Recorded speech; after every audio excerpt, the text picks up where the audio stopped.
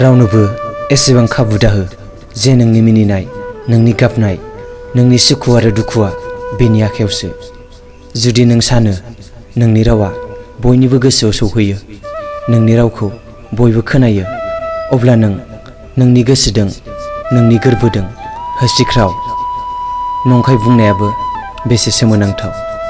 गाव बुङोब्ला मोजां आरो जुदि गुबुना बुङोब्ला गाज्रि। बै सोमोन्दोनिफ्राय गोजान जा नों जाय सोमोन्दोआ जाफुङा। बै सिमांखौ दा नु नों जाय सिमाङा मोगथाङाव जाफुङा। दा हान्थि नों बै लामाजों जाय लामाजों नों नोंनि साक्सेसखौ मोना। दा मोजां मोन नों बै मानसिखौ जाय मानसिया नोंखौ मोजां मोना।